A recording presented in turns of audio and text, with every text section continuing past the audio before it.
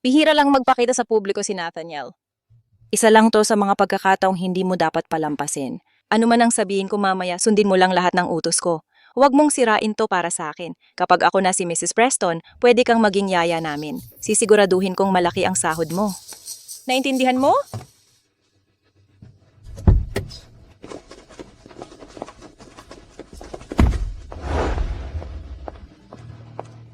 Yaya? Ay naku.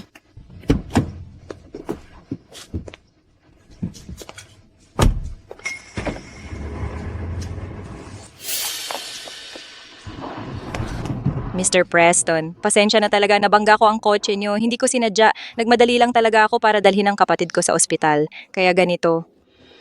Ate, dahil pinagbintangan mo na kasalanan ko lahat ng pagkabigo mo sa nakaraang buhay mo, ngayong pagkakataon, titingnan ko kung kaya mo talagang maging Mrs. Preston.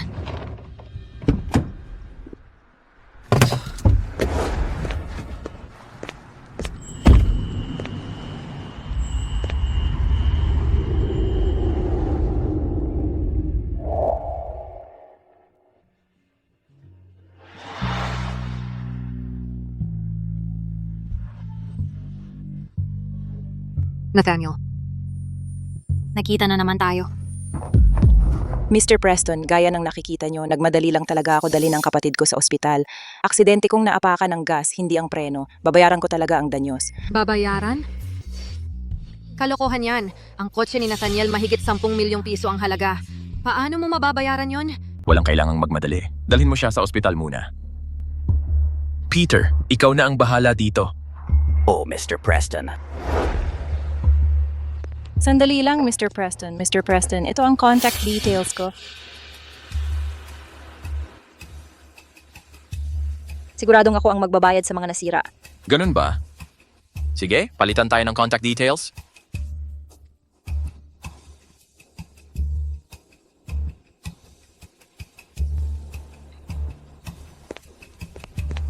Mr. Preston, dumating na ang bago mong sasakyan.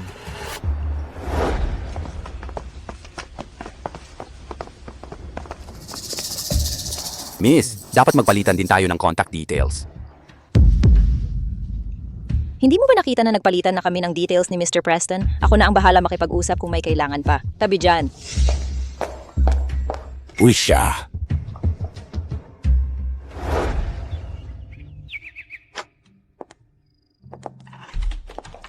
Diane.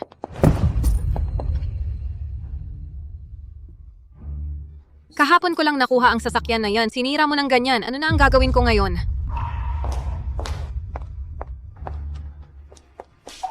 Dad, sa wakas nakuha ko na ang contact details ni Nathaniel. Ang sweetheart ko. Paano naman ang sasakyan ko? Car accident lang naman ito. Sa maliit na bagay na ganito, nag-aaway pa kayo ni Diane? Nasaan ang pagiging ate mo? Dad, buong bayad ko binili ang kotse na yon. Eh anon ngayon? Kapag nagpakasal si Diane kay Nathaniel, magkakamag-anak na ang pamilya natin at ang mga Preston. Kotse lang yon, sino bang may pake? Kahit sirain pa niya ng ilang beses, masaya pa rin ako. Tara, kain na.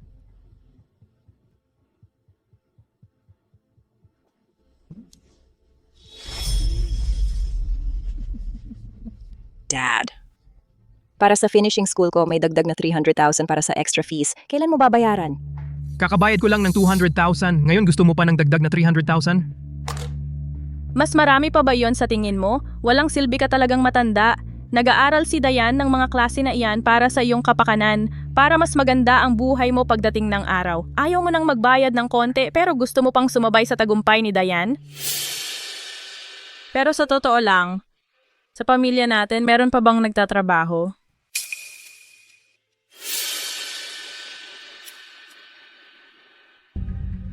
Ako?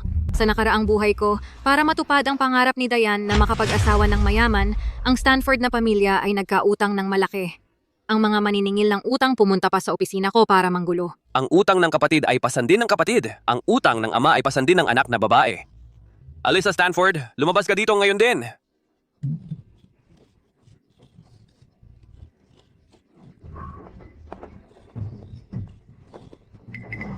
Magbayad ka. Hindi, sandali. Itong IOU na to, wala akong alam tungkol dito. Nakalagay ang pangalan mo dito, kaya ikaw ang may utang sa amin. Makinig ka, dalawa lang pagpipilian mo. Magbayad ka ngayon o ipapabenta kita para makabayad ka sa amin. Pumili ka na. Hindi ganyan yon. Itong pirma, hindi ko yan pinirmahan. Si Diane? Franklin Stanford at Hazel Whitmore ang gumawa niyan. Kayo dapat sa kanila kayo magpunta kung gusto nyo ng bayad. Huwag kang magpalusot. Ayaw magbayad, ha? Sige. Oy, dito mismo. Ngayon, kumuha na tayo ng interest.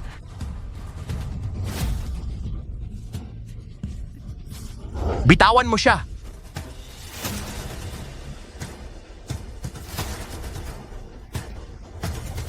Ginoong Preston.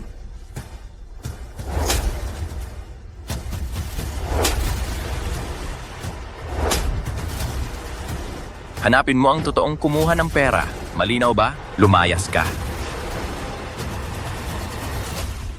Kung hindi dahil kay Nathaniel na dumating sa tamang oras, hindi lang trabaho ang nawala ko, pati dangal ko sana. Pero ngayon, hindi na kita bibigyan ng kahit isang pagkakataon. Hindi pa nga tayo nagkakaayos tungkol sa bayad ng kotse mo. Ngayon gusto mo na naman humingi ng dagdag na pera sa akin? Huwag kang ganyan. Hindi naman tama yung sinasabi mo. Alyssa, pamilya tayo, magkakapatid, dapat nagtutulungan. Tsaka, isipin mo kapag napangasawa ni Diane ang mayaman, hindi ba magiging maginhawa rin ang buhay mo? Tigilan mo na yan, may nahanap na akong malilipatan. Pagdating ng panahon, magpapalipat na rin ako ng permanenteng address. Ano, lilipat ka na. Inggit lang yan. Hindi niya matanggap na kapag nag-asawa ng mayaman si Diane, magiging donya na siya.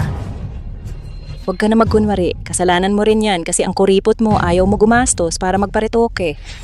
Sinasabi ko sa iyo, Alisa, ang pinaka-importante sa babae ay may magandang mukha para makapangasawa ng mayaman. Pero sa sweldo mong yan.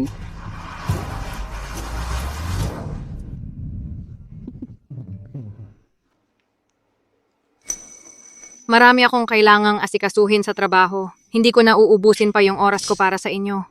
3,000 lang naman ang kinikita niya kada buwan. Pero kung makaasta, akala mo napaka-busy.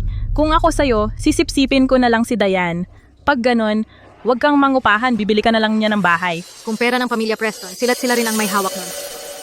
Pero yung pinaghirapan kong pera, akin lang yun. Imbes na magsayang ka ng oras sa ganitong walang kwentang pantasya, mas mabuti pa, alamin mo kung magkano talaga ang kotse ni Mr. Preston.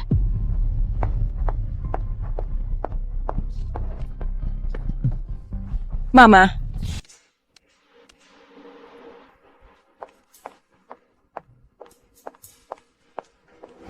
Mrs. Stanford, nakaprint na po ang mga dokumento. Pakitingnan po.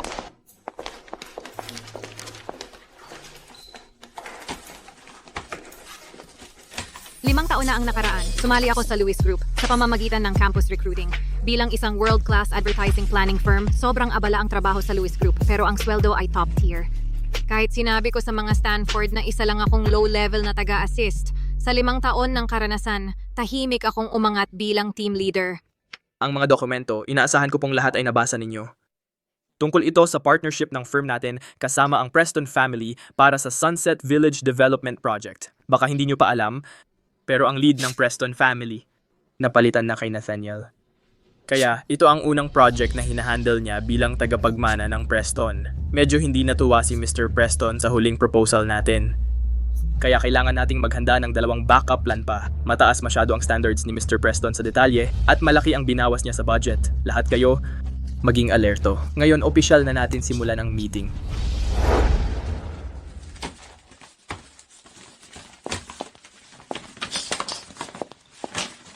Grabe, di ko inasahan na si Mr. Preston na ang project lead. Nakaka-curious ako kung ano talaga ang itsura ng legendary His Highness na yon. Ang mysterious niya sobra. Tama ka. Narinig ko si Mr. Preston na disfigure daw nung bata, kaya bihira siyang magpakita sa publiko. Na disfigure. Sino kaya ang may lakas ng loob na gawin yun sa kanya? Narinig ko rin na dahil sa family power struggle daw yon, yung patriarch ng Preston, 3 asawa at 4 na anak. Si Nathaniel ang bunso, pero siya pa ang naging tagapagmana. Mukhang may mga bagay pa sa likod ng istorya. So mahirap siyang makontento. Na disfigure? Pero di ba gwapo naman ang asawa ko?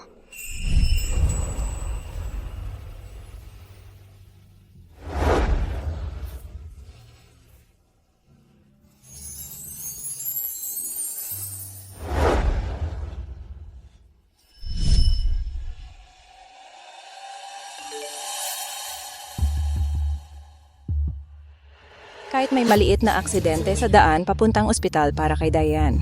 Pero ang buhay, tungkol ito sa pagiging mabuti sa sarili mo. Katatapos lang magpadala ng Tuscany Vineyards ng kanilang 82 na vintage. Hayaan mong ang romantikong amoy ang bumalot sa aking mga pandama. Talagang irerekomenda ko na mag-ipon ng mga babae ng mamahaling pulang alak.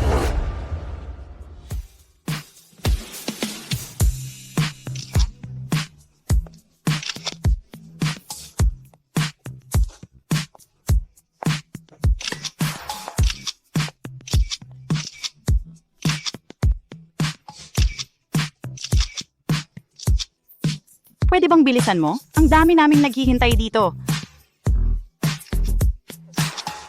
Uy, tingnan mo naman kung saan ka sumusipa. Kung masira ang mga stockings, paano tayo makakapag-shoot? Hating-hati tayo sa gastos dito. Pwede bang magpakonsiderasyon ka naman?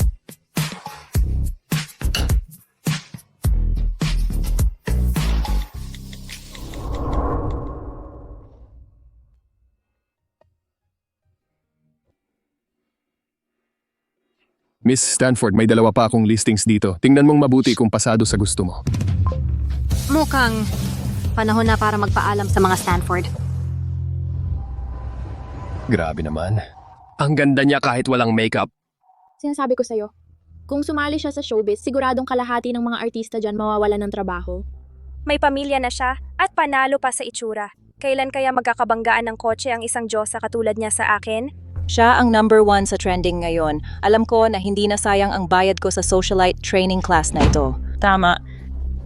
Kung tungkol sa pagiging the best, si Diane talaga ang number 1 natin. Sulit na sulit talaga. Hindi tulad ng iba dyan.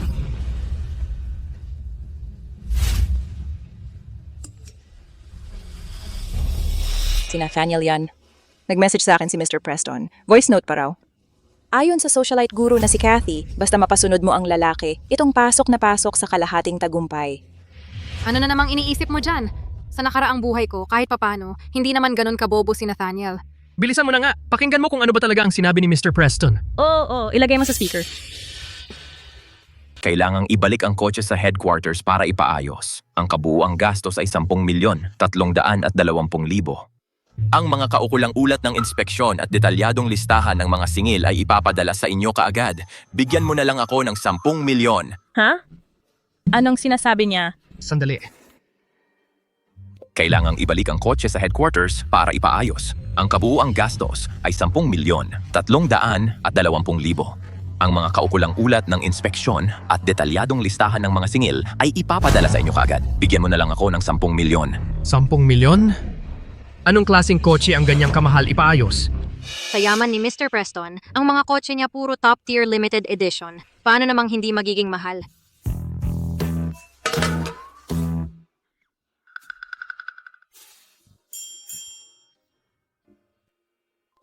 Miss Stanford, pakiproseso na agad ang bayad. Ito. Hindi pwede to. Si Nathaniel nga ang dapat nag-imbita sa akin mag-dinner. Bakit usapang paggawa ng sasakyan ang lumalabas? Papa, anong gagawin natin? Paano ko malalaman? Sandali, naalala ko lang. Pag bumibili ka ng kotse, karaniwan, may commercial insurance yan. Alisa, bilisan mong tawagan ang insurance company. Tama. Pasensya na po. Ang third-party liability para sa property damage. Hanggang 3 milyon lang ang sakop nun. At kasi kakakuha ko lang ng kotse na ito, hindi pa ako nakakabili ng policy. 200,000 lang ang compulsory insurance ko. Ay tama. Naalala ko lang, Dan, hindi mo ba nakuha driver's license mo? Kung ganun, malaki ang posibilidad na hindi tatanggapin ng insurance ang claim. Ano, hindi sila magbabayad? Ano nang gagawin natin ngayon? Wala akong pakialam. Kotse mo to, kailangan mong magsumikap ng paraan. Oo nga, tama. May-ari ng kotse ang responsable dyan. Sige, kung sino man ang may-ari ng kotse, siya ang mananagot. Hindi. Pamilya naman tayo lahat. Bakit kailangan pang maging ganun ka-specific? Specific man o hindi kotse ni Alisa ito, dahil nagkaroon ng aksidente, siya ang kailangang managot. Pero, sino nagsabing akin ang kotse na ito? Anong ibig mong sabihin?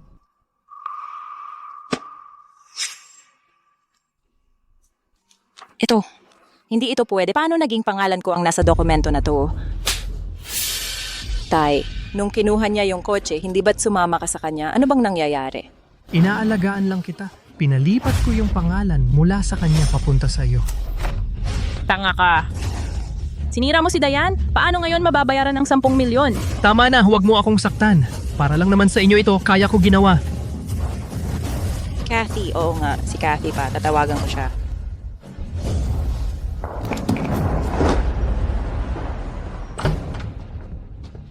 Mga kaibigan, palakpakan natin ng mainit para sa pagdating ni Ginoong Preston at ng kanyang sekretarya.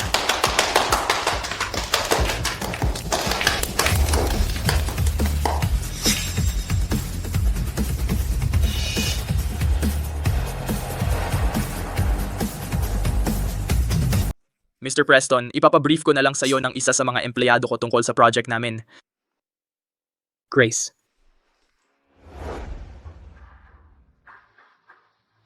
Iminumungkahi ko na magdisenyo tayo ng central pool dito. Kung gagamit tayo ng trending musical fountain, maaakit natin ang mga turista. Sa proposal ko, ganito ang disenyo ng area na ito. Sa vision ko, dahil ang bayan na to ay para talaga sa isang tourist attraction, dapat commercial ang vibe. Yan ang proposal ko. Salamat. So, settled na para sa Sunset Village project. Gagamitin natin ang proposal ni Alisa. Sige. Tapos na ang meeting.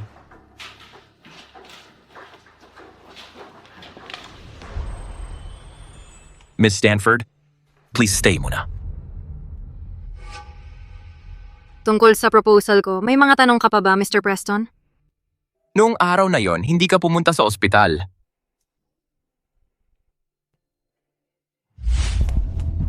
Mr. Preston, sorry po sa nangyari sa kotse nyo. Hindi po sinadya. Nagmadali lang ako dalhin ang kapatid ko sa ospital, kaya... Patay ako. Baka naman si Mr. Preston nag-imbestiga pa sa nangyari noon? Dapat dadalhin ko sa ospital ang kapatid ko noong araw na yon, pero nawala din ang sakit ng tiyan niya. May nangyari sa trabaho, kaya hindi na kami tumuloy. Ganun pala, may problema ba, Mr. Preston? Wala naman. Ibigay mo na lang ang meeting report.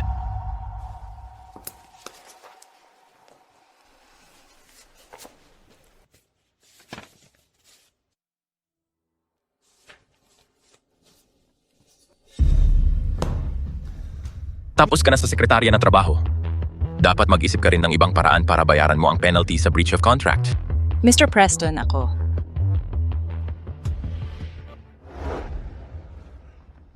Alisa Stanford ang pangalan mo. Oh, Palagi kong naramdaman na sobrang espesyal ka talaga. hindi na. Parang sa nakaraang buhay ko lang ba ito? Dahil sobrang galing ko, napamahal na naman siya sa akin? Interesado ka ba na sumali sa Preston Corporation at magtrabaho para sa akin? Pasensya na, Mr. Preston, pero sobrang bait ng boss ko sa akin. Kaya ngayon, wala pa akong planong magpalit ng trabaho. Sayang naman, sa talento mo. Kung nasa Preston Corporation ka, sigurado akong malayo ang mararating mo.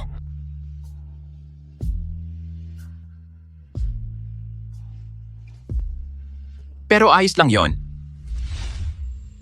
Bukas palagi ang pintuan ng Preston Corporation para sa'yo.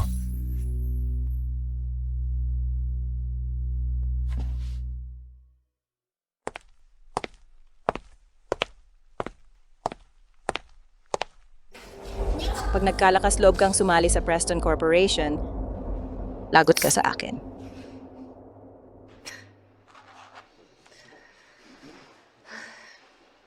Espesyal? Ang kapal mo. Hindi ko inakala na ganito pala ako ka-espesyal para sa'yo.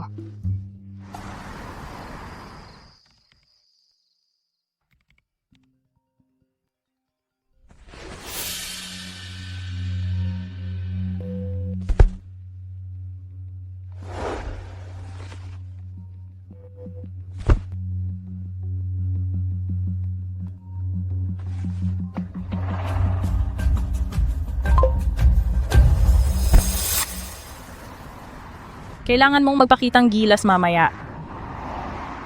Ikaw rin. Paano kung hindi niya ibigay sa atin yun? Ano?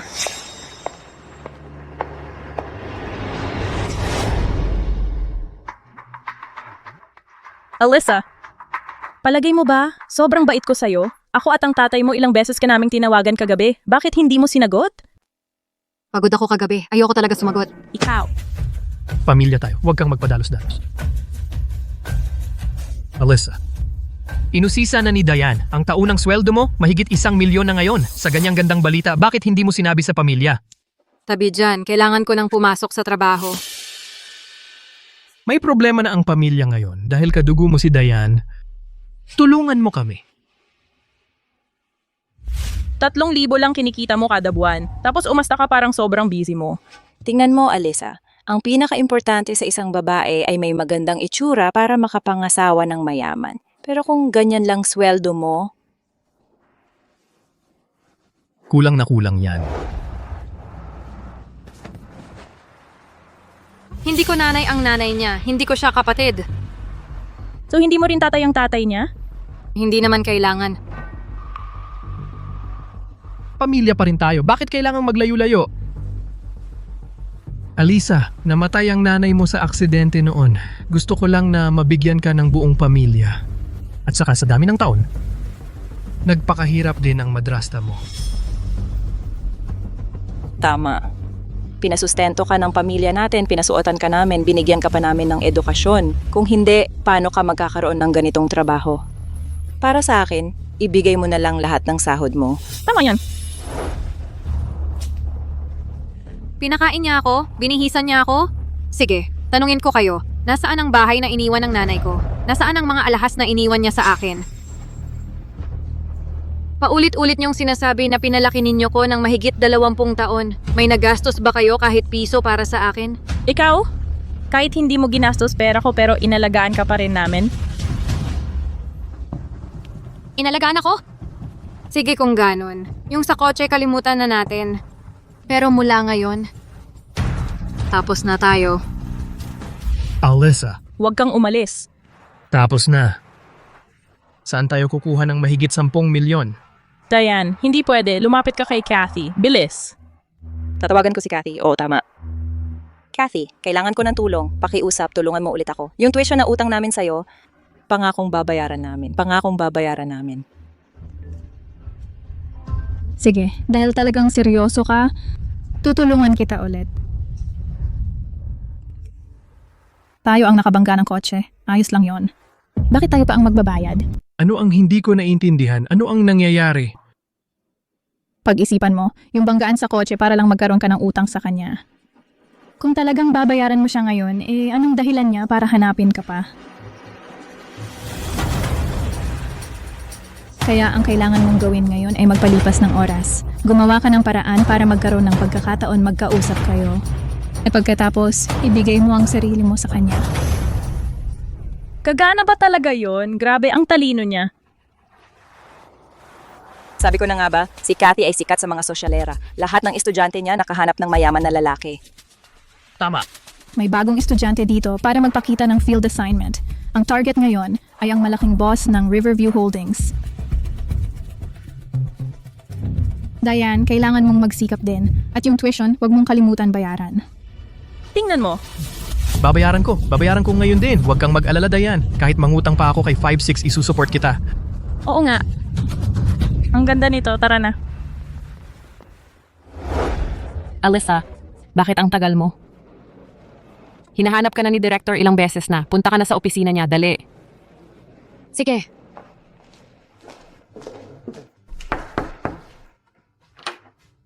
Direktor, hinanap mo po ako.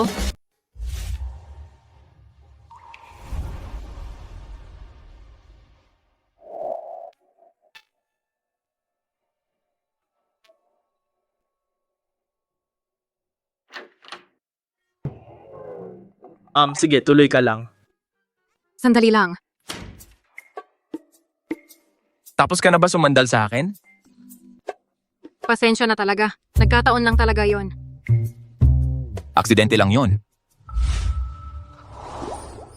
Akala ko kasi kayong dalawa ay yung mga babae sa pamilya Stanford. Lahat sila palaban.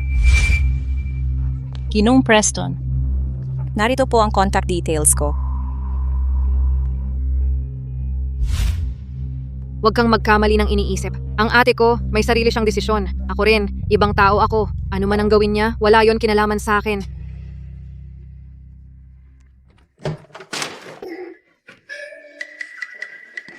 Sorry. Kakatok pa lang sana ako. Alyssa, simula na ngayon, ikaw na ang bahala sa Sunset Village Project. Siguraduhin mong magiging satisfied si G. Preston. Sige po, aayusin ko po yan. O kung wala ka ng ibang kailangang sabihin, mauna na muna ako. Sige po.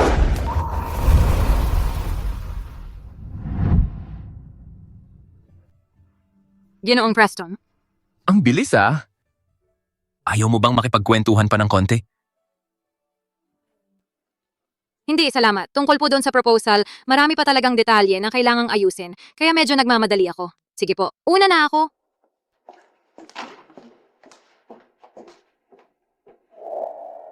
Nagpapa-hard to get pa. Astig.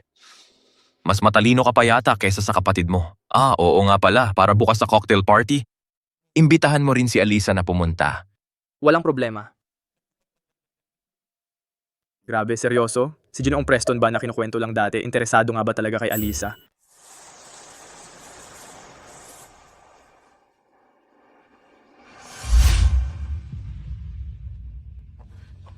Ginoong Preston, nakita niyo naman mismo. Talagang nagmamadali akong dalhin ang kapatid ko sa ospital, kaya napadiin ako sa gas kesa sa preno, mali ang natapakan ko. Siguradong babayaran ko ang lahat ng nagastos ninyo.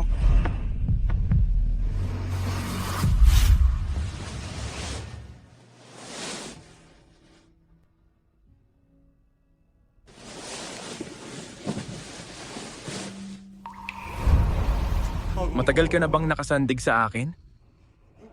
Pasensya na talaga, aksidente lang yon. Aksidente lang?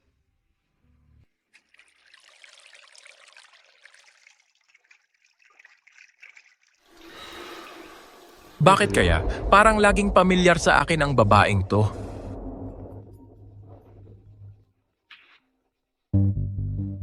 Hello? Ginong Preston, tapos na po ang investigasyon. Si Bibi Alyssa Stanford at Bibi Diane Stanford ay magkapatid sa ama lang. Pero ngayon, tila si Bibi Alyssa Stanford ay lumabas na sa pamilya Stanford. Sige po, naiintindihan ko na. At saka, ano yon? si Ginong Preston ay naglaan ng kasal para sa iyo. Ang kabilang partido ay anak ng pamilya McAllister.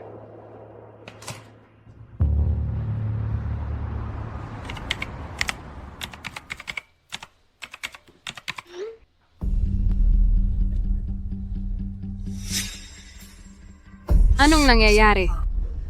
Ang asawa ko ba ay magpapakasal sa pamilya McAllister? Hindi naman to nangyari sa nakaraang buhay ko.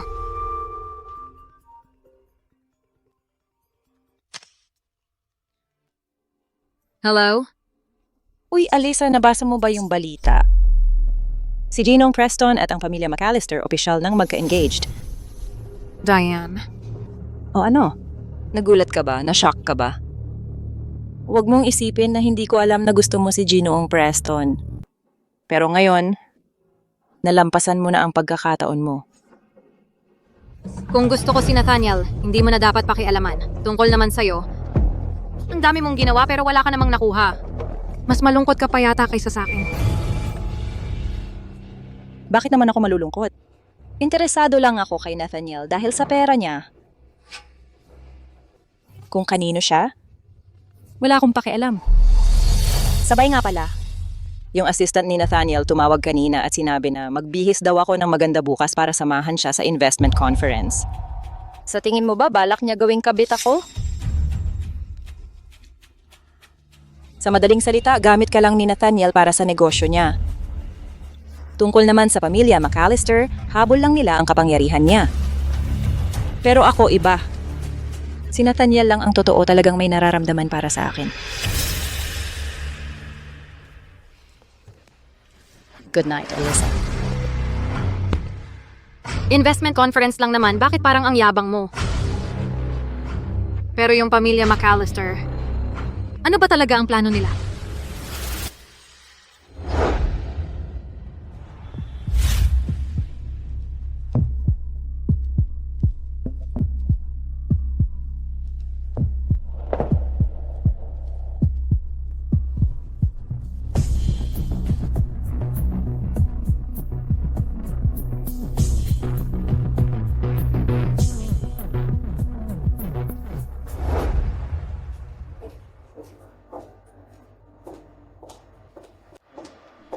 Alyssa,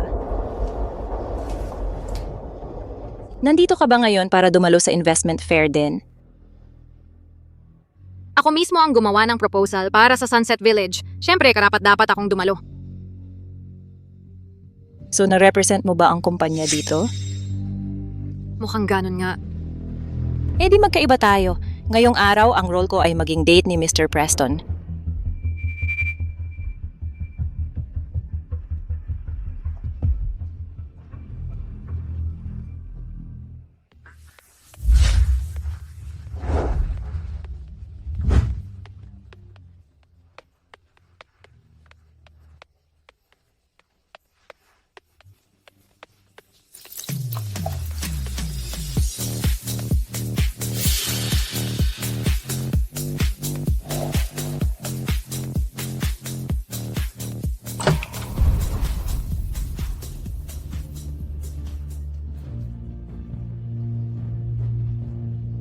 Nathaniel, kung magtatangkang ka pa na hawakan ng ibang babae, hinding-hindi ko magugustuhan ka ulit.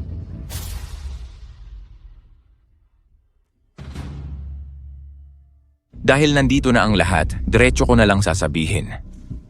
Tungkol sa proyekto ng Sunset Village, hanggat kayo ay handang mag-invest, magpapalibre ang Preston family ng renta ng 1 taon. 1 taon lang. Kulang ba sa pera ang Thornton family? Tama, Mr. Preston. Ang bawat isa dito may malalaking negosyo at yaman, walang saysay. Pag-usapan ng pera. Ano bang ibig mong sabihin? Ito ba yung nagtitrend online, yung natural na maganda, si Miss Diane Stanford, tama? Tulad ng inaasahan, mas maganda ka pala sa personal kaysa sa mga video mo. Narinig ko mahilig ka raw sa mga alaga. Sakto naman, mahilig din ako. Anong klaseng alaga ang gusto mong alagaan, sir? Mas gusto ko mga aso.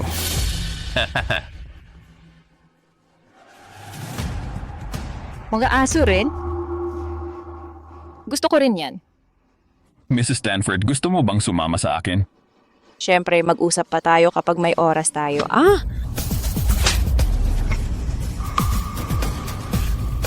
Ako ang kadate ni Mr. Preston. Konting respeto naman. Nathaniel, gusto ko ng paliwanag. Paliwanag? May mukha ka pang magtanong ng ganyan? Kita mo namang ikaw ang unang nanghipo sa akin. Anong kinalaman ni Mr. Preston doon? Inuutusan kitang lumayas ka dito ngayon din. Lumayas? Mr. Preston, yan di ba ang gusto mo? Humingi ka ng sorry. Narinig mo yon? Gusto ni Mr. Preston na mag-sorry ka sa akin. Ang ibig kong sabihin, dapat kang humingi ng paumanhin kay Ginoong Sterling.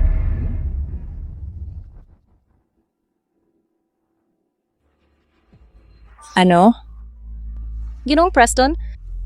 May mali ba? Siya ang nagsimula nito.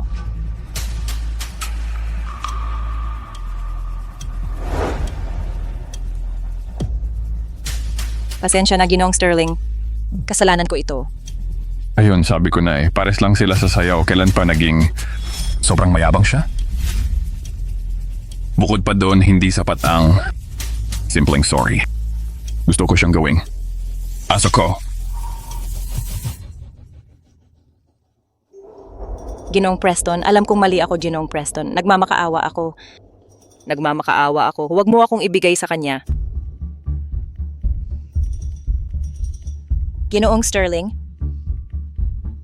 alam kong mali ako, pakiusap, palayain mo na ako. Pwede mo akong saktan kung gusto mo. Gusto mo ba talaga akong saktan? Huwag kang magmadali, May. Oras naman tayo. Hindi yun ang ibig sabihin ko. Ginoong Preston, kukunin ko na siya ngayon. Tungkol sa Sunset Village, ang pamilya Sterling. Ang lilipat doon. Hindi. Ayos, maghihintay ako sa Sunset Village hanggang dumating kayo. Hindi.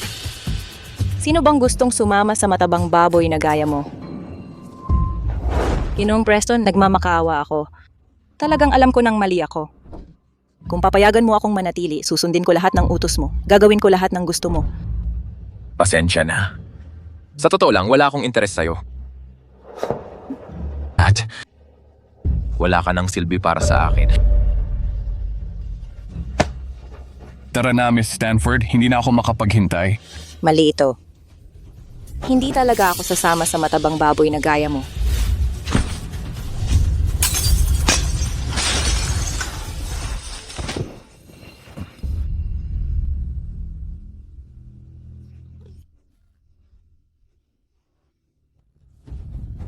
Alyssa, please iligtas mo ako. Nakikiusap ako sa'yo. Kung papayag kang iligtas ako, ipapakilala ka ni Kathy sa isang bagong milyonaryo. Please. Alyssa. Nakikiusap ako sa'yo. Alyssa, kung hindi mo ako ililigtas, isasabihin ko kay mama at papa, hindi ka nila papababayaan, mapapariwara ka talaga. Alyssa. Grabe talagang walang awa si Ginoong Sterling. Ang mainhing dalaga na yon, sinaktan niya agad, walang pagdadalawang isip. Hindi ba siya natatakot na mabasag ang damdamin niya? Sa lahat ng babaeng niloko niya, wala pang nakalabas na hindi sugatan. So Ginoong Preston, ibig mo bang sabihin? Malaki ang utang ni Diane sa akin. Hindi ko na nga alam kung mababayaran pa niya yon. Sige, Ginoong Preston, talagang magaling ka sa negosyo. Yung isa naman, ako na ang bahala sa kanya. Siya, hindi. Siya ang lead planner ng Sunset Village. Hindi siya katulad ng ibang babae. Kung ipipilit ni Thornton na siya ang kunin, di Sunset Village. Hindi naman kinakailangan ang pamilya Thornton. Nakakaaliw.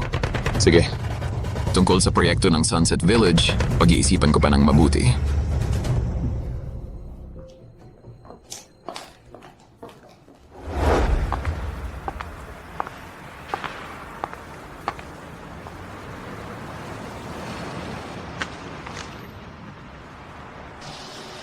Sumakay ka na. Hindi, salamat. Makakasakay naman ako ng taxi. Sabi ko sumakay ka.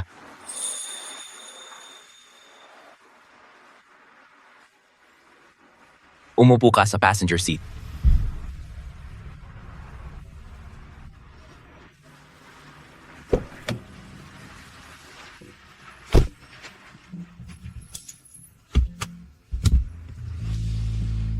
Saan tayo? Isesend ko ang location sa'yo. Galit ka ba? Hindi. Di naman nakapagtataka. Since ni sariling kapatid mo, hindi mo tinulungan, mukhang wala kang karapatang magalit. Nag-iisip ako kung bakit bigla ka na lang nag-alok na ihatid ako ng walang dahilan. Yun pala, gusto mo lang ako laitin. Kung ganun, ako na lang ang maghahanap ng paraan ko.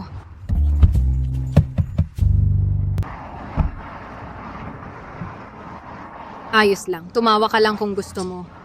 Sige. Kumpara sa akin, hindi ka rin mas maganda ang kalagayan. Ano ang ibig mong sabihin? Kung tama ang alala ko, may mas nakababatang kapatid ka dapat na ang pangalan ay Tony Preston. Yung relasyon niya sa'yo, pareho lang sa relasyon ko sa kapatid kong babae. Half-siblings tayo. Paano ba nila binabanggit yon?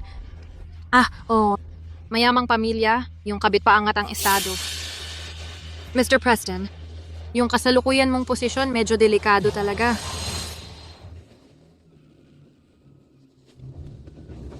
Baliw ka ba? Marunong ka ba talagang magmaneho? Sinisiyasat mo ako. Ang mga yan, hindi ko pa nilalantad sa publiko. Paano mo nalaman?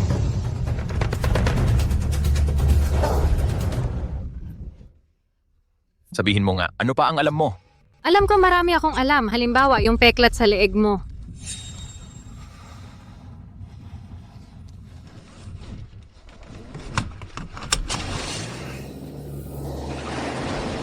Uy! Saan mo ako dadalhin? Inom tayo. Hindi ka ba allergic sa alak?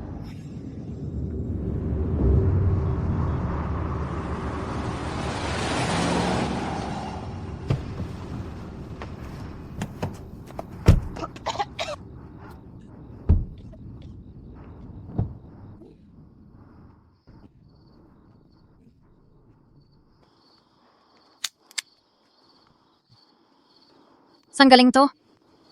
Nandoon lang sa kotse. Baka naiwan ng assistant ko. Bakit, may problema ba? Ang tanga talaga nung Charles na yon. Lagi na lang may expiration yung dinadala niya. Dapat laging maingat. Si Charles ulit? Parang mas kilala mo pa ako kaysa sa inaasahan ko.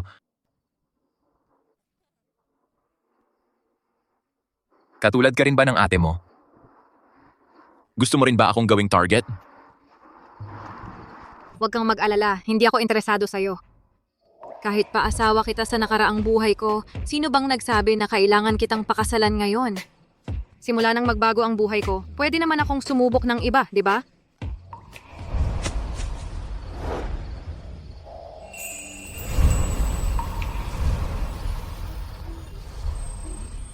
Pero tungkol sa'yo, mas lalo akong naging interesado talaga.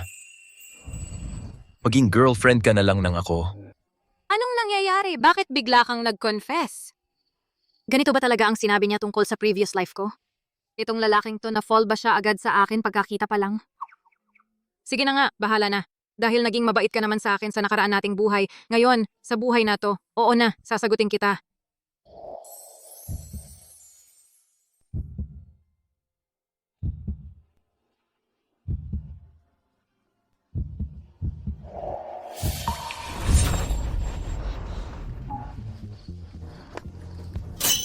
Uy, ayos ka lang ba?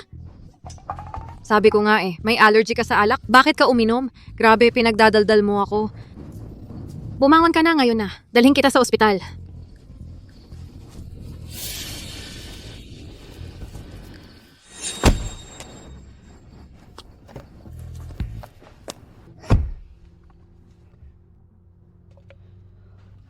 Teka, uminom din ako. Nagpunta pa ako rito sa walang kwentang lugar na to para uminom. Siraulo talaga siya.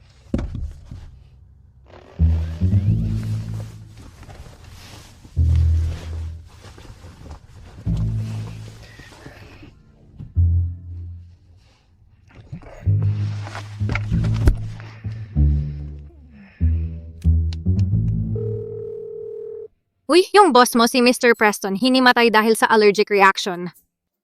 Isesend ko sa'yo yung lokasyon. Mas mabuti siguro kumilos ka na agad.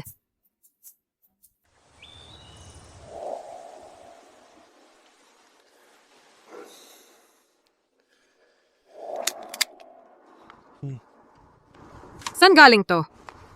Sa sasakyan to, mukhang naiwan ng assistant ko. Bakit? Ang tao na si Charles ang pabaya talaga. Lagi niyang pinapabayaan na mag-expire ang mga gamit. Kailangan mag-ingat.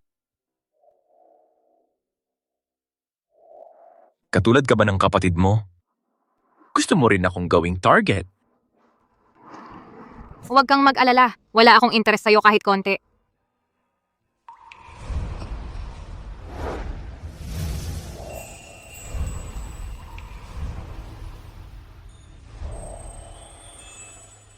Pero ikaw, Miss Stanford, aminado akong interesado ako sa'yo.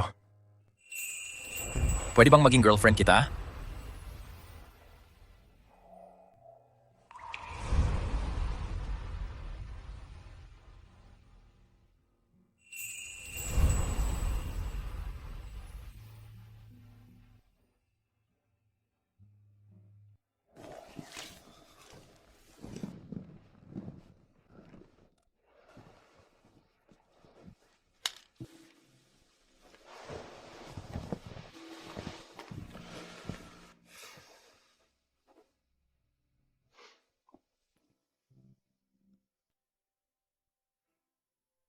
So kagabi, totoo ba hinalikan ko siya o hindi? Mr. Preston, gising ka na. Kumain ka muna ng almusal.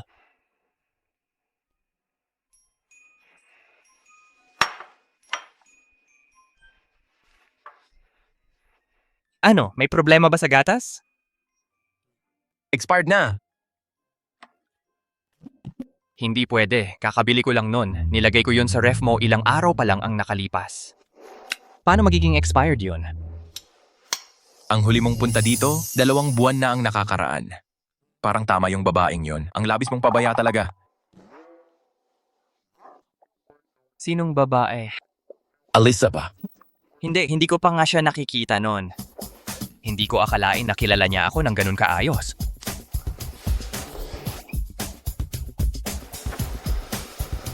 By the way, anong nangyari kagabi? Nagkaroon ka ng allergic reaction sa alak kagabi, tapos nawalan ka ng malay. Tapos? Pagkatapos, si Mrs. Stanford tumawag sa akin at pinasundo ka. Nako, nagkamali ako. Iniwan ko si Mrs. Stanford mag-isa.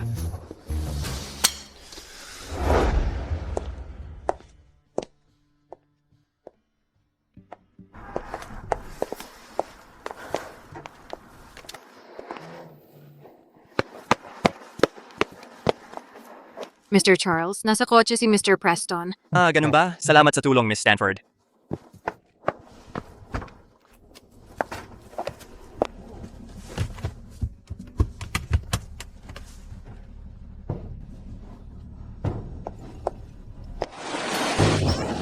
Paano naman ako, Mr. Charles?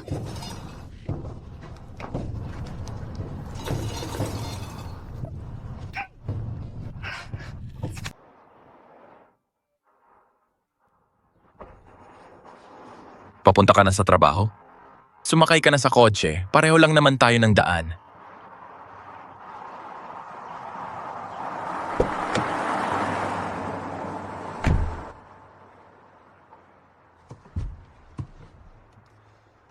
Parang kilala mo na masyado ang kotse na to. Oh. Kahit pa sinuri mo ako, hindi pa rin ipapaliwanag kung bakit lahat ng bagay tungkol sa buhay ko ay pamilyar sa iyo. Hindi ka rin naman maniniwala, kaya bakit pa magtatanong? Mukha kang pagod. Hindi ka ba nakatulog kagabi? Ano sa tingin mo?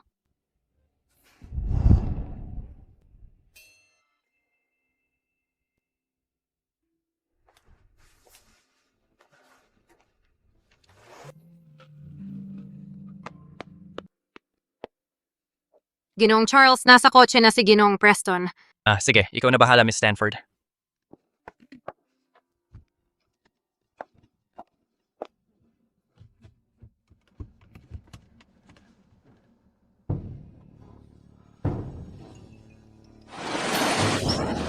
Paano naman ako, Ginoong Charles?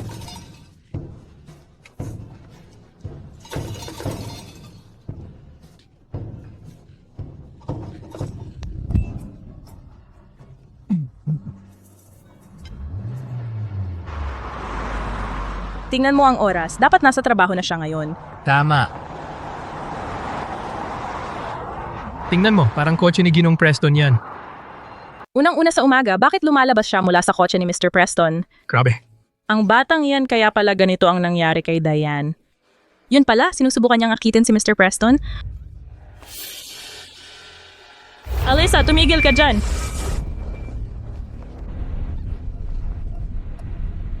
Mr. Preston, mukhang may problema si Mrs. Stanford.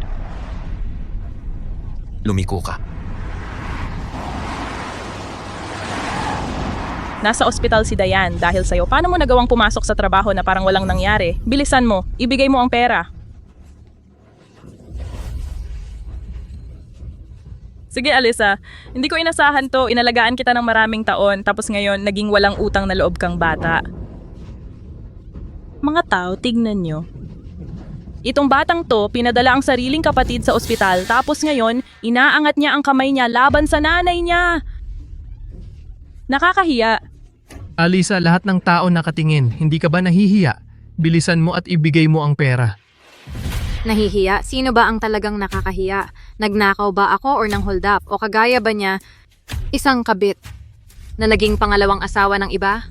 Ikaw. Tumahimik ka. Sinasabi ko sa'yo, ang landas na tinahak ni Diane, sariling desisyon niya. Nag-ilusyon siya, iniisip na pwede niyang ibenta ang katawan niya para makapag-asawa ng mayaman. Ngayon, ginamit na siya at nakahiga sa ospital, kaya napunta siya dyan. Tumigil ka.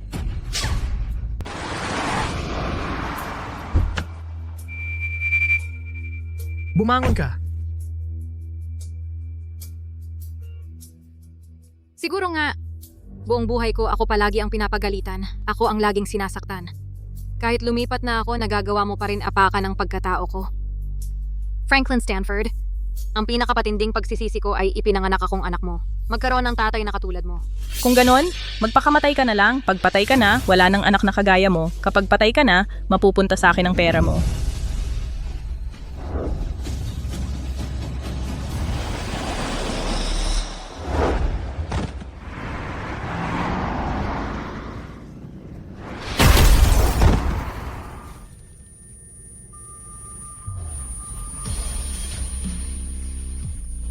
Nathaniel, wag mo akong takutin, Nathaniel. Nathaniel, gumising ka. Nathaniel, tulong! May tao ba dyan?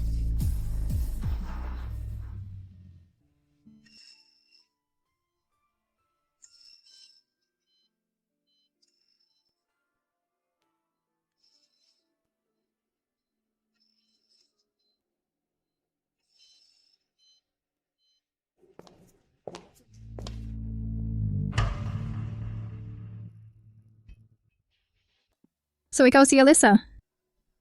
Ako na nga yon. Anong ginagawa mo? Sira ka ba? Anong karapatan mo para sampalin ako? Walang hiya ka, kabit ka lang. Paano mo nagawang tanungin kung bakit? Kabit? Anong kabit? Nagkakamali ka yata.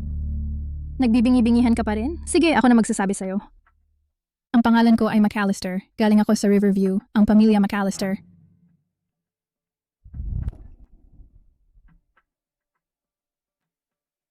Hello? Hello, Alisa. Nakita mo na ba ang balita? May engagement na sina Nathaniel at ang pamilya McAllister. Diane. Oh, ano? Nagulat ka ba? Nabigla ka? Huwag mong isipin na di ko alam. Gusto mo si Nathaniel. Pero ngayong ganito, wala ka ng pag-asa. McAllister? Ang mga McAllister ng Riverview. Piper McAllister? Mukhang kilala mo na ako. Ibig sabihin, hindi na sayang ang mga sampal na natanggap mo. Hinding-hindi pwedeng mangyari yon. Si Nathaniel, asawa ko yan. Sigurado merong pagkakamali dito.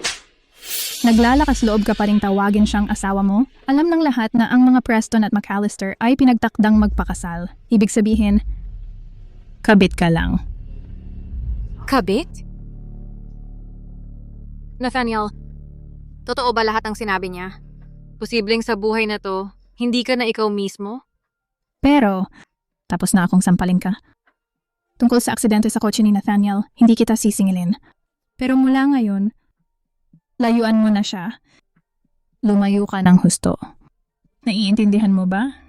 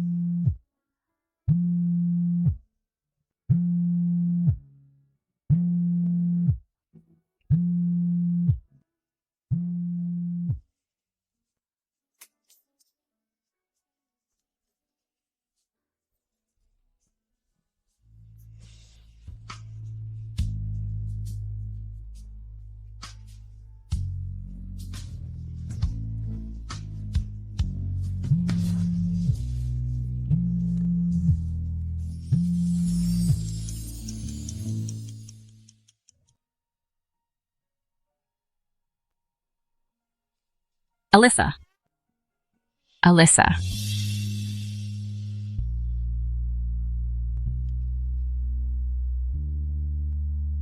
Alyssa. Alyssa, anong problema? Hindi ka papasok sa trabaho at hindi mo sinasagot ang telepono mo. Sobrang nag-alala ako. Tara na, gumising ka na, hapon na, bumangon ka na.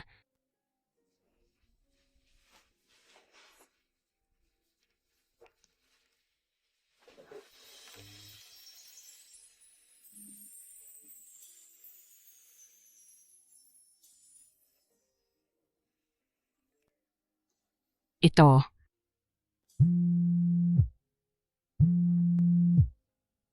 Hello, Ginoong Charles. Ako ang assistant ni Alyssa. Si Alyssa ay kasalukuyang. Uy, anong ginagawa mo? Mahalagang kliyente ito. Ayoko. Nasiraan ka na ba ng ulo? Halos 100,000,000 ang halaga ng proyektong to. Basta mo na lang bibitawan? Hindi ka ba natatakot kay direktor? Balik ka at sabihin mo kay Director. Tapos na ako sa project. Tapos na rin ako sa trabaho. Nathaniel, ayoko na sa lahat ng yon. Kalimutan mo na lahat yan. Tara na, dadalin muna kita kumain. May lagnat ka, bilisan mo. Punta muna tayo sa ospital, bilisan mo. Alyssa.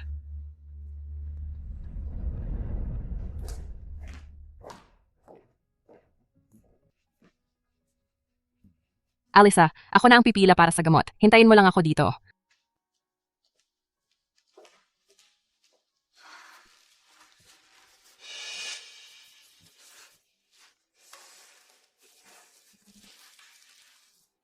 Alyssa, iniwan ka ba?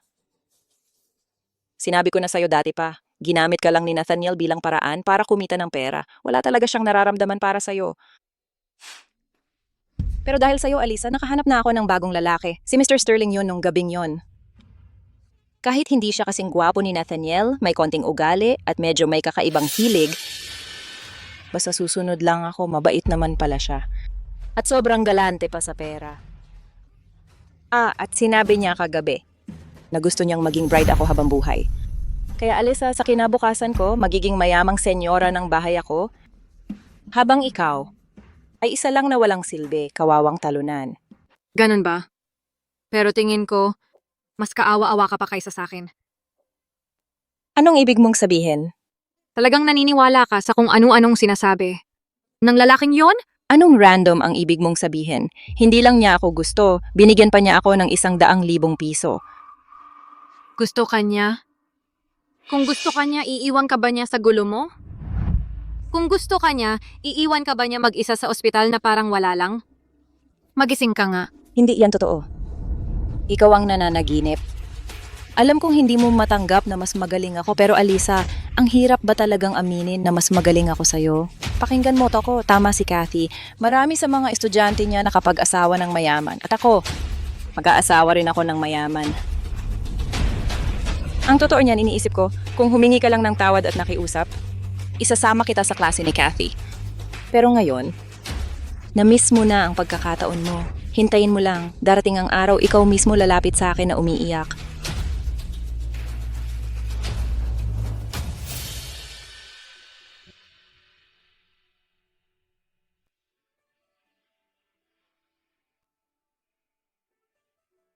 Ginoong Preston, gising na kayo. Kumusta po ang pakiramdam ninyo?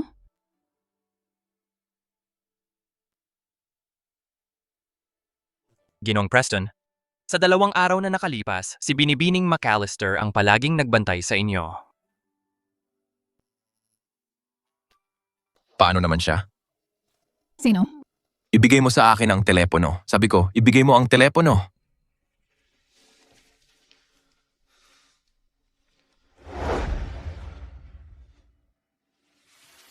Sige, ayos lang, talaga. Dahil sa kanya, lumaki tong gulo. Tapos ni minsan, hindi man lang niya ako tinawagan.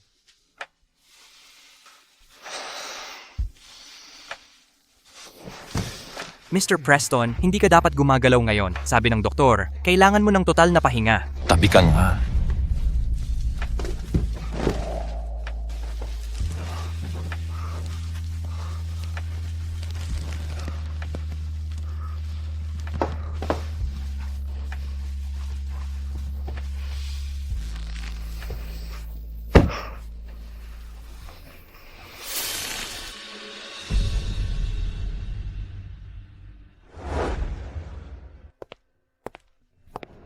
Miss Alyssa Stanford. Tungkol sa proyekto ng Sunset Village, si Grace ang magpapatuloy ng follow-up sa'yo. Mr. Charles, kung may gusto po kayo, direkta niyo siyang pwedeng kontakin. Ayos naman ang project proposal. Ang kaso lang si Mr. Preston. Pasensya ka na talaga tungkol kay Ginoong Preston. Sabihin mo sa akin kung magkano ang kailangan mo. Babayaran kita. Hindi ito tungkol sa pera. Kung ganon, lalong wala nang dapat pag-usapan. May aasikasuhin pa ako, kaya aalis na muna ako. Anong nangyayari? Dati? Hindi naman siya ganyan makitungo.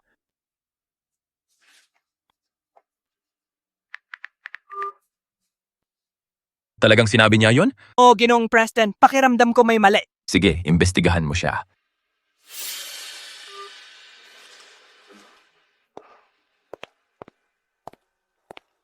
Ginoong Preston, kakagawa ko lang ng sopas para sa inyo. Tikman nyo naman. Hindi na kailangan. Sabi ni Lolo na dahil mahina pa ang katawan nyo, dapat alagaan ko kayo ng mabuti.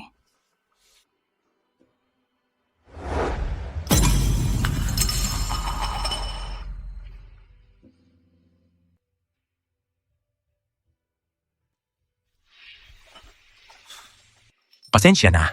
Ang bait mong babae pero ang puso ko, nakalaan na para sa iba. Kung naglakas loob siyang agawin ang pwesto ko, kailangan lang niyang mamatay. Tama ba? Alyssa?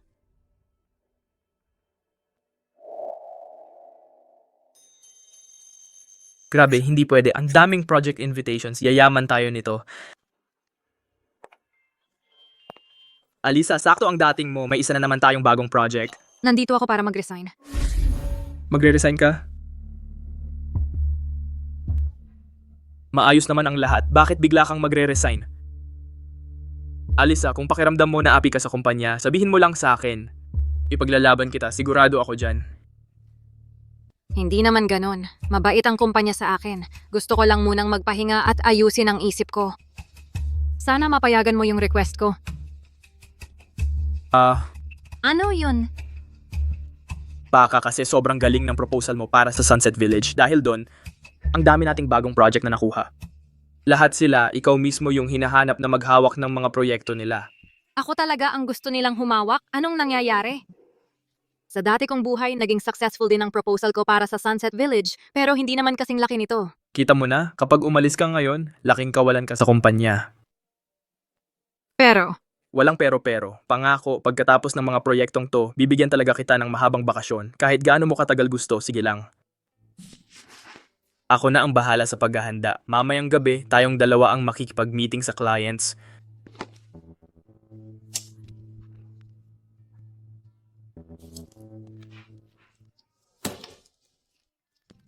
Hinding-hindi, hahaha.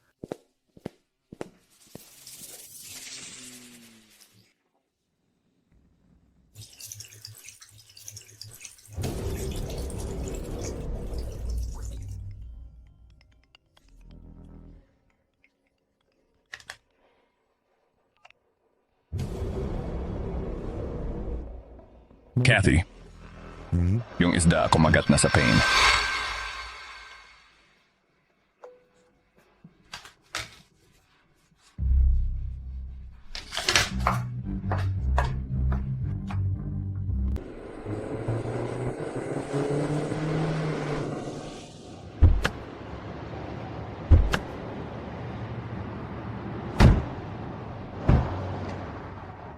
tama ba ang pinuntahan natin?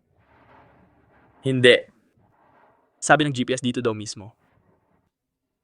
Sobrang liblib naman ng lugar na to.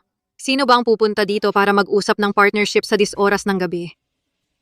Direktor? Sigurado ka bang hindi ka na-scam? Hindi naman siguro. Nagbayad pa nga sila ng deposit. Buong 30,000 dolyar yon. Ang weird ah.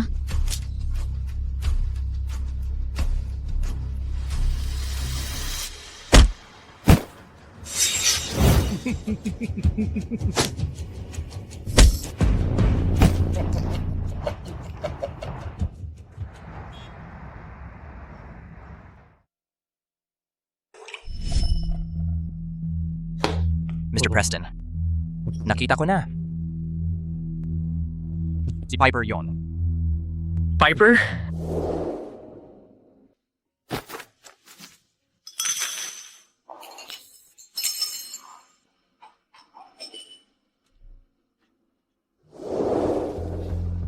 Naalala mo nung nagtaka tayo kung bakit alam na alam ng mga Stanford dahil sa background nila ang tungkol sa pamilya Preston? Kasi karamihan ng impormasyon na yon si Piper ang nagbigay. Ibig mong sabihin si Piper ang nagbigay ng impormasyon sa mga Stanford para habulin ako ni na Diane at Alisa? Hindi naman eksakto. Tungkol sa mga Stanford, simula't simula, si Diane lang talaga.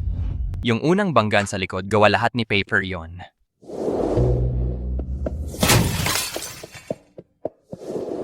Yung plano para makuha ang contact info mo. Ideya rin ni Paper yon. Hindi ako iiwas sa anumang bayad o kabayaran. Ganun ba? Sige, magpalitan tayo ng contact info.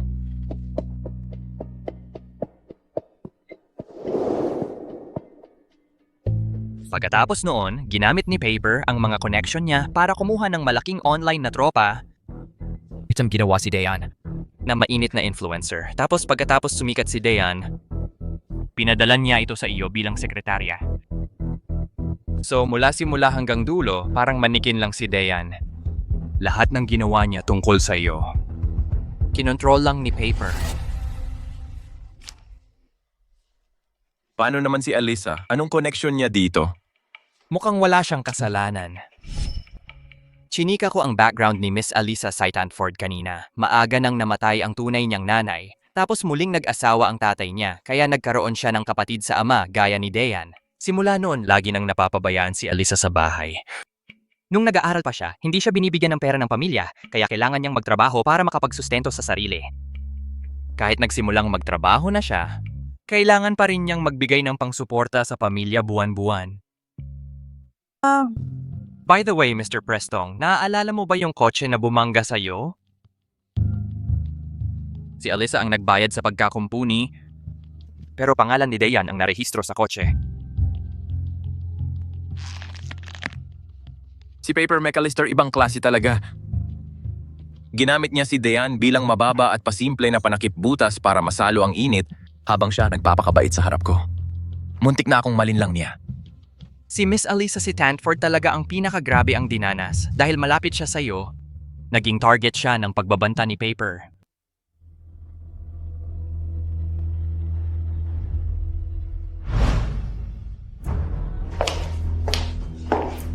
So ikaw si Alisa. Anong ginagawa mo?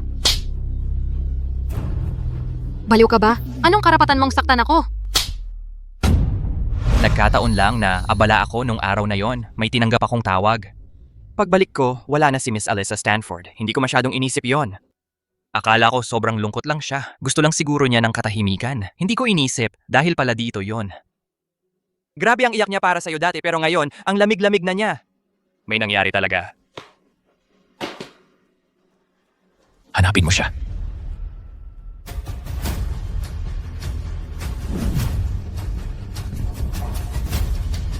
Simula ngayon, hindi na natin kailangang magkunwari pa.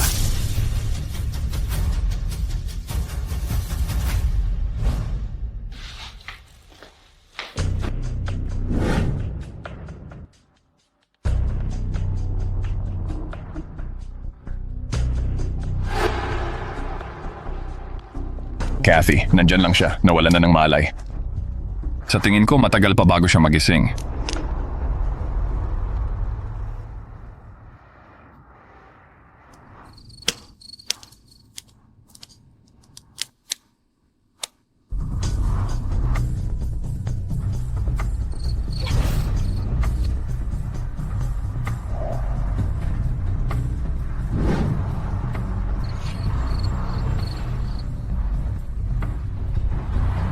Miss Alisa Stanford, nakita na naman tayo. So, ikaw pala talaga ang Kathy na sinasabi nila. Ibig sabihin, peke lang pala ang project. Ang totoo mong pakay, ako lang pala simula't simula. Ang talino mo. Talagang mas lalo akong naging curious sa'yo. Sa dami ng taon na lumipas, hindi pa ako natatalo, hindi pa talaga ako natatalo. Pagdating sa pag-ibig, maliban lang sa'yo. Ano ba talaga ang ginawa mo kay Nathaniel para maging sobrang tapat siya sa'yo? Gusto mong malaman?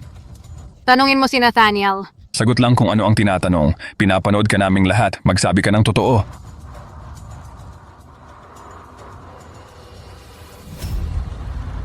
Sinunod ko na lahat ng sinabi mo at umatras na ako. Bakit ayaw mo pa rin akong pakawalan? Feeling mo ba ako yung ayaw ko mawala sa'yo? Ang totoo, si Nathaniel ang ayaw kang bitawan. Pagkagising niya nung araw na yon, ang una niyang sinabi ay hinanap ka niya. Ang unang ginawa niya ay kinuha agad ang cellphone niya para hanapin kung may message ka. Tama nga pala. Nadulas pa siya nun. Wala mo kung bakit. Dahil lalabas sana siya para hanapin ka. Kahit malala ang mga sugat niya at kahit halos hindi na niya maalagaan ang sarili niya. Ayos. Ang galing talaga. Sa dami ng pinagdaanan ko dahil sa kanya, ni isang tawag. Wala akong natanggap.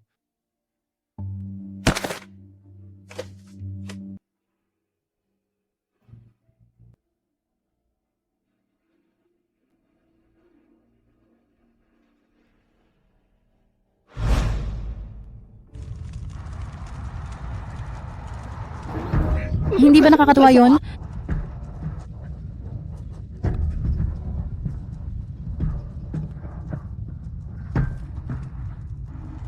Sa lahat ng taon na to, ang dami kong pinadala ng mga babae sa tabi niya. Pero wala ni isa ang nagtagumpay. Alyssa, kung ikaw ay akin, ayos na ayos yun. Anong ibig mong sabihin? Nagpapadala ka ng mga babae kay Nathaniel? Alam mo ba kung bakit ako nagsimula ng mga debutante class? Bakit ko kinuha yung mga babaeng di social tapos ginawa silang social? Kasi gusto kong makapasok sila sa alta sosyedad para magtrabaho sila para sa akin at maging mga tau-tauhan ko. Tapos, makontrol ko pa yung mas maraming tao. Sayang lang, si Nathaniel iba talaga siya. Lahat ng babae na pinadala ko bagsak. Kaya yung mga walang silbi na yun, kung hindi ko sila pinalitan, ginawa ko silang pang-alok. Halimbawa, yung kapatid mo, Diane Stanford. Bukas palagi ang pinto ng Preston Corporation ko para sa'yo. Ang ibig mong sabihin si Diane? Sapat na. Tigilan mo na ang pagpapanggap. Huwag mong isipin na hindi ko alam yung relasyon nyo nung tanga na yun. Manood ka lang. Susunod, magkakaroon ako ng tinatawag na nakatakdang encounter kay Nathaniel. Tapos ipapakita ko sa kanya matutuluyan siyang mabaliw sa mukha na to. Hindi. Bitawan mo? Bitawan mo ako?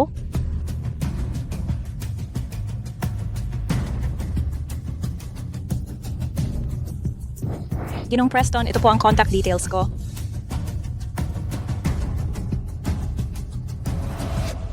Nakakalungkot. Ang laki na ng ginastos niya sa akin tapos tinuring pa niya ako na parang tagapagligtas. Ganito na lang. Mag-deal din tayong dalawa. Anong klaseng deal? Magtrabaho ka para sa akin at papayagan kitang bumalik. Papayagan kitang bumalik kay Nathaniel. Para maging totoong Mrs. Preston.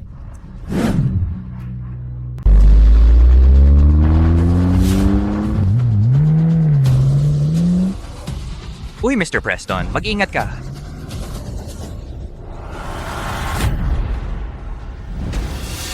Magtrabaho ka para sa akin at papayagan kitang bumalik. Bilang totoong Ms. Preston. Totoo ba yan? Oo naman, si Kathy. Palaging tumutupad sa pangako. Kung ako ikaw, sa ngayon o agad ang sasabihin ko.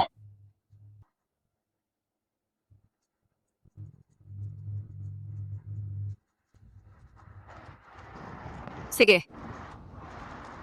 Magtatrabaho ako para sa'yo. Ikaw mismo nagsabi niyan.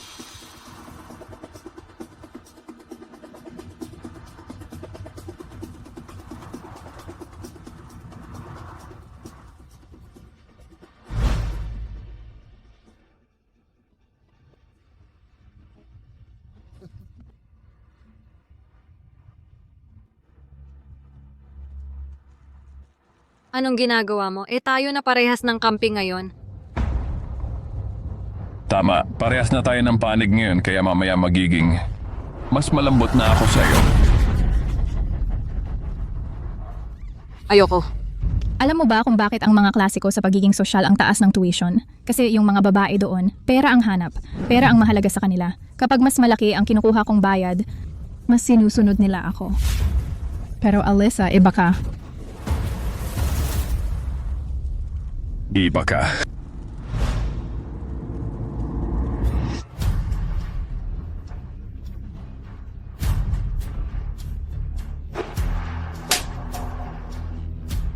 Ang lakas mo mga gata.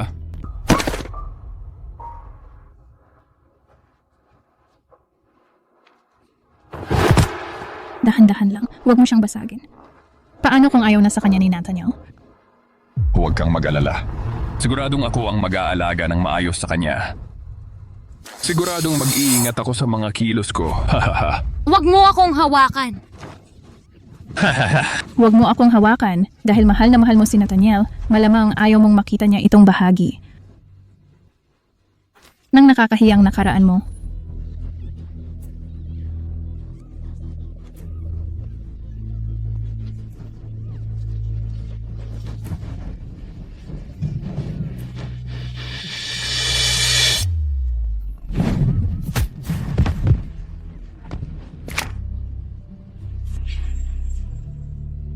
Si Ginoong Preston yon.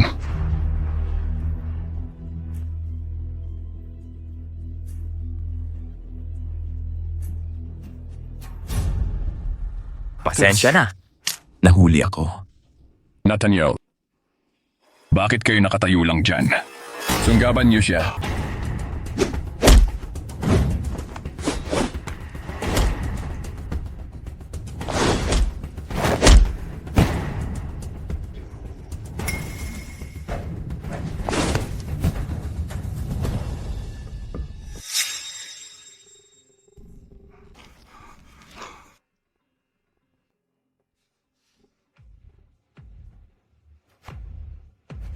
Ginoong Preston. Ginoong Preston. Hindi. Ang babae ko at naglakas loob kang hawakan siya? Hindi ko alam.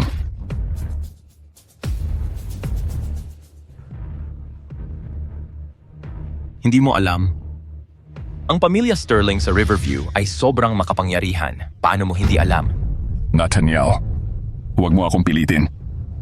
Huwag mong kalimutan ang proyekto sa Sunset Village.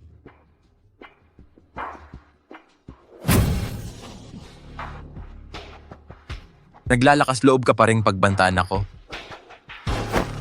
Anong kapal ng mukha mo? Ginoong Preston, nagkamali ako. Ginoong Preston. Sa buong buhay ko, pinakakinamumuhian ko ang ginagawang pagbabanta sa akin.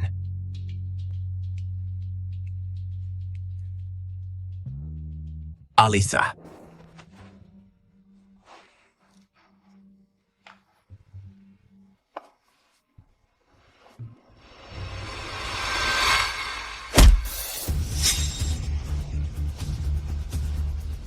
Matagal na akong nandoon sa larong ito, pero hindi pa ako na-insulto ng ganito.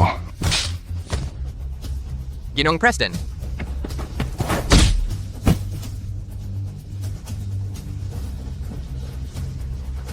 Ang usapan natin, pag-uusapan natin yan mamaya. Lumayas ka.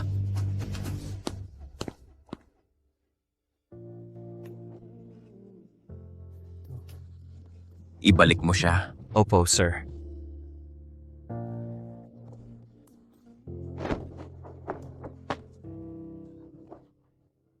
Nathaniel. Nathaniel.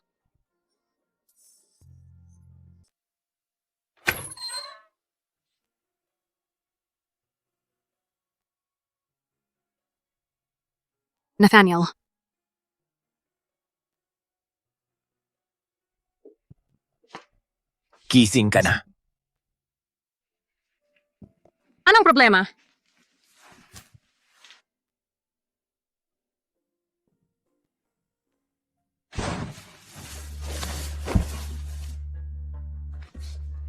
Hindi ba dapat ako ang magtanong niyan? Ang weird. Bakit ganyan siya mag-react? Pinipigilan ko siya. Dapat natataranta siya, di ba?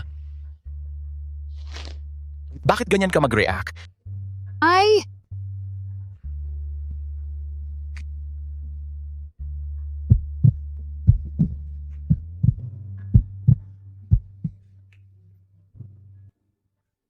By the way, kumusta na ang mga sugat mo?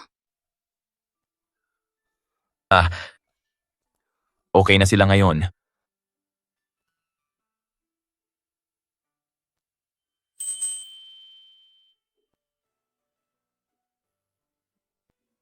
Siguro nga. Mula pagkabata mo, sanay ka na siguro. Paano mo naman nalaman yan? Nathaniel, gusto mo ba ako?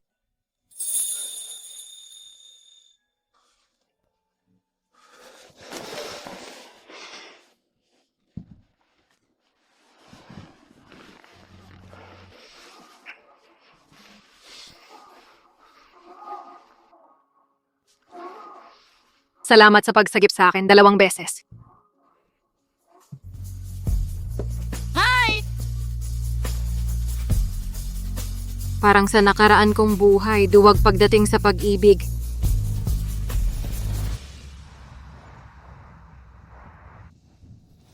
Alisa, umaga. Mamaya magpapadala ang Preston Corporation ng tao para i-review yung proposal kasama natin. Ito yung quotation na ginawa ko. Pwede mo bang tingnan para sa akin?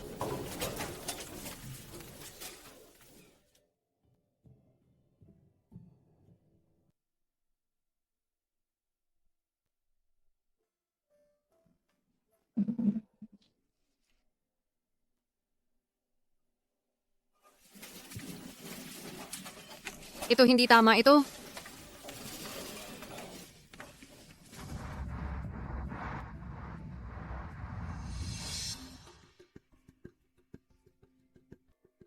Alisa, nahanap mo na ba si Direktor? Hindi pa. Hindi ba siya nasa opisina? Pinuntahan ko na lahat ng lugar. Hindi rin niya sinasagot ang tawag niya. Sige, hahanapin ko ulit siya.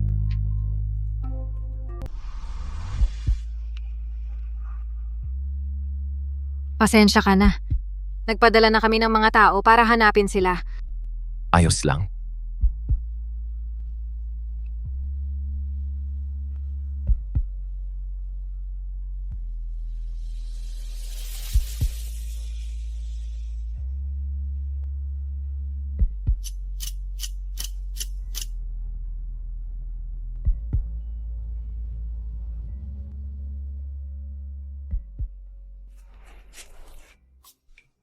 Maganda naman talaga ang proposal. Naniniwala ako na magiging matagumpay ang proyekto na to.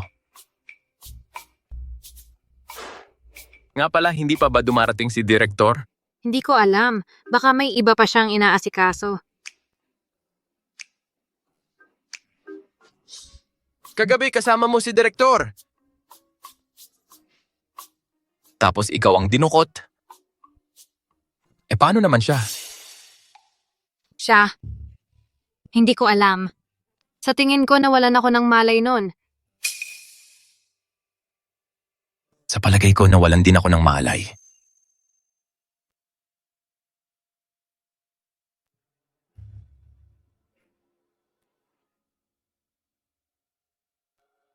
Nagpahiya ka na naman. Hindi na bago yan, di ba?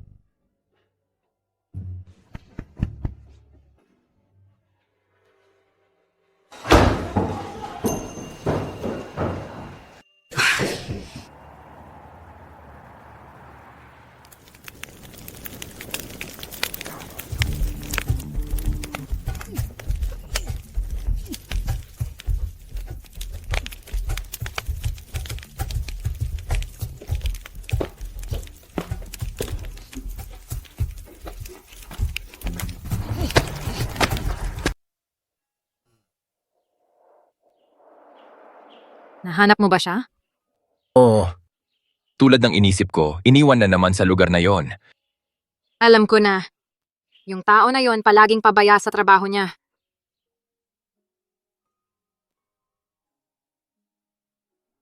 Bakit mo gusto pumunta dito?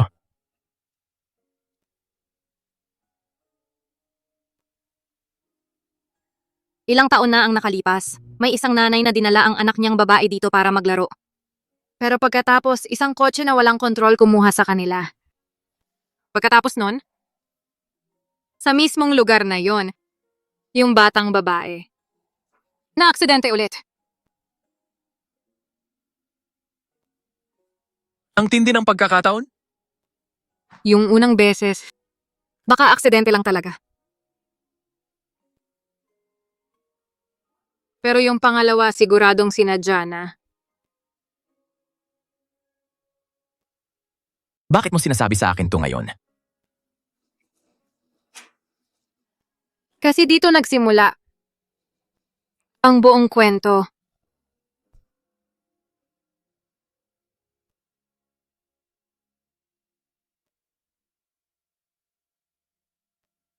Okay lang. Nandito lang ako.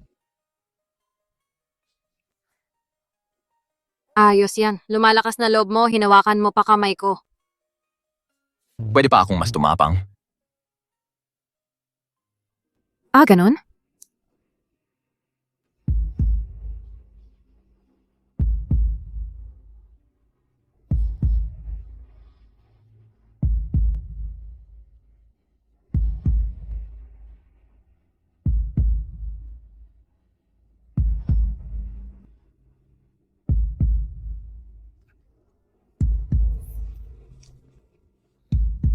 Gusto mo makita kung gaano pa ako katapang. Hindi ako naniniwala. Dahan-dahan lang. Hintayin mo ako. Congratulations, miss. Buntis ka!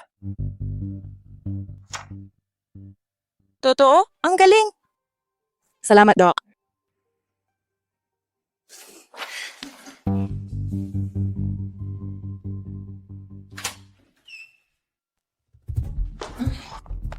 Diane, kamusta ka? Lumabas na ba ang results?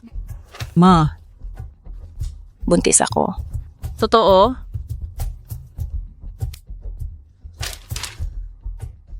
Grabe, ang saya.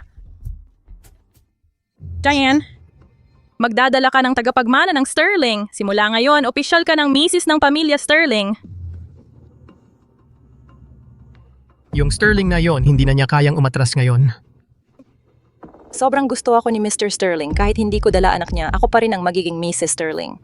Tama ka dyan. Ang talino talaga ni Diane. Pero kung tutuusin, dahil malaki itong pagbubuntis, nasabi mo na ba kay Mr. Sterling? Kailangan ng nanay mo at ako magplano ng maayos. Pupunta tayo sa pamilya nila para ayusin ang kasal. Ako. Bakit? Wala akong contact ni Mr. Sterling. Ano, kayong dalawa hindi ba kayo magkarelasyon? Nagmadali kasi kami noong araw na yon, hindi ako nakakuha ng pagkakataon. Pero nagpapakatotoo ako kay Mr. Sterling. Sa estado niya, kung gusto niya akong hanapin, gagawa siya ng paraan.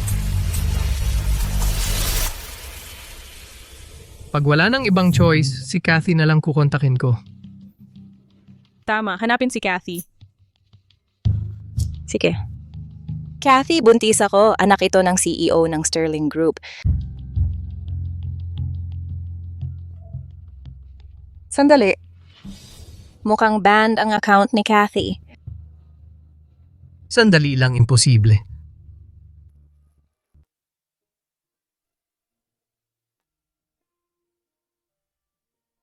Ikakasal si Sterling ngayon. Talaga bang kailangan nating pumunta?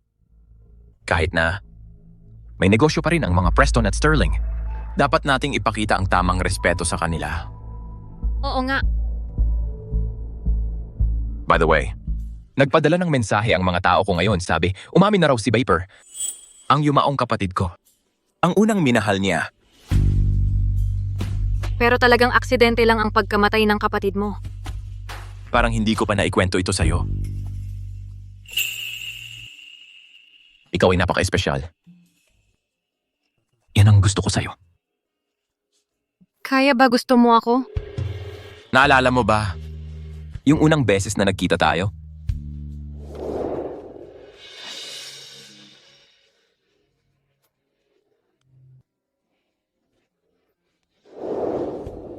Sa totoo lang, noon pa lang napansin na kita. Akala ko sandali lang yun. Pero hindi ko inasahan na magkikita pa tayo ulit. Gabi na, tara na.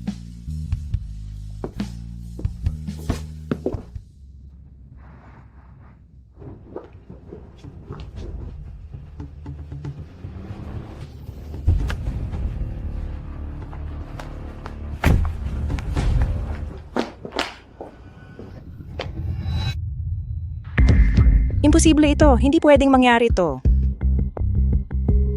Ako ang tunay na Mrs. Sterling. Ako lang ang pwedeng maging Mrs. Sterling. Miss? Pakita po ng imbitasyon ninyo. Ako si Diane Stanford. Ako si Mrs. Sterling. Papasukin niyo ako? Pasensya na, ang kasal ni Mr. Sterling ay nangangailangan ng imbitasyon bago makapasok.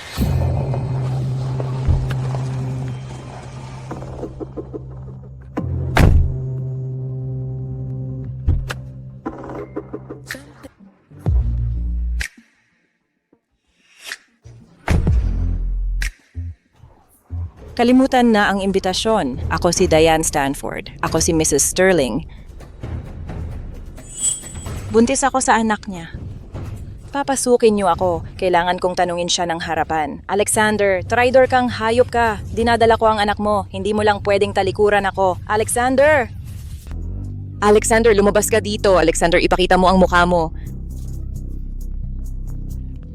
Hoy! Makinig kayo. Ngayon ang araw ng kasal ko. Ano bang sinisigaw mo dyan? Ginoong Sterling. Ako ito. Ako si Diane Stanford. Pinangako mo na papakasalan mo ako. Sinabi mo pa nga na ako ang magiging asawa mo gabi-gabi. Anong kalokohan ang sinasabi mo? Ang dami ko nang naging babae. Sino ka ba sa tingin mo?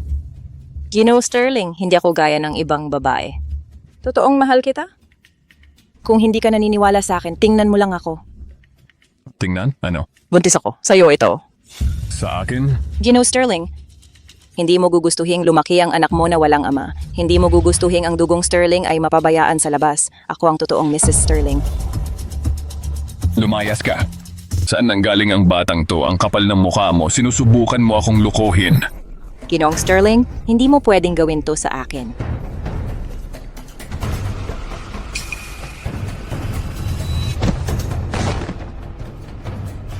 Kayo dalawa.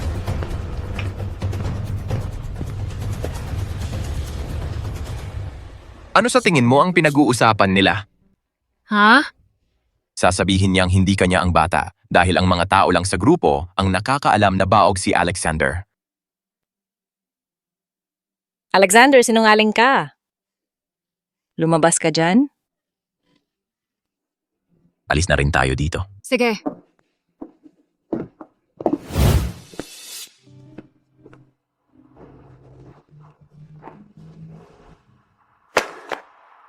Alyssa, kasama mo si Nathaniel, di ba? Ginawa mo to ng sadya, di ba?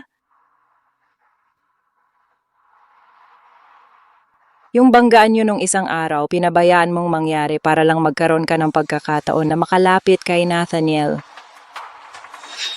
Alyssa, ang galing mo talagang magmanipula. So iniisip mo na kung pinigilan kita nung araw na yon, hindi ka matatapos ng ganito? Itigil mo na yan. Ikaw, kahit paulit-ulit ka bigyan ng pagkakataon, pareho pa rin ang kahihinatnan mo. Nagsisinungaling ka. Hindi ako nananakit ng babae. Pero kung hahawakan mo ulit siya, wala akong pake. Gagawin ko yun para sa'yo. Uy, ang bait mo naman. Alyssa, dapat magpasalamat ka sa akin. Kung hindi dahil sa akin, hindi mo sana nakilala si Nathaniel. Lalo na naging Mrs. Preston ka pa. So? Dahil ako ang nagpasimula ng kasal na to, gusto ko bayaran mo ako. Gusto ko ng pera. Malaking halaga ng pera. Sige. Yung 10 milyon para sa pag-aayos ng kotse, kakalimutan ko na yon. Yun lang. Ano, hindi sapat para sa'yo? Nagpakasal ang kapatid mo. At 10 milyon sobra na yon. Hindi yan ang dahilan. Tumabi ka.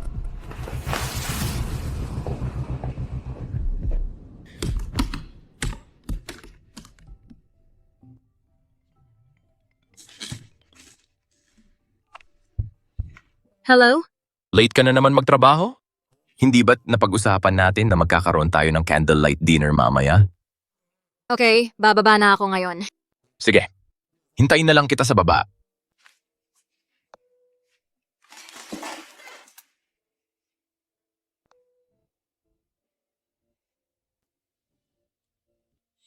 Hindi ba yan ang kotse na binili ni Alyssa?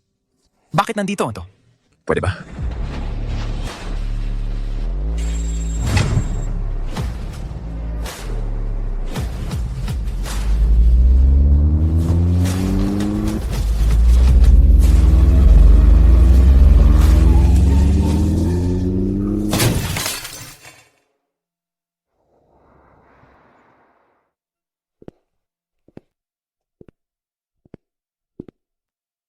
Batay sa eksaminasyon, maayos ang kondisyon ng katawan ni Mr. Preston. Kamusta naman ang Draber? Ang Draber, nasa emergency surgery pa. Hindi pa sila lumalabas. Sige. Salamat, Doktor.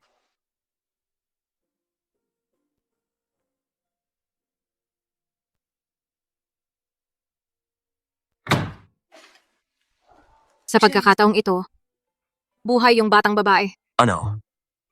Nathaniel, salamat.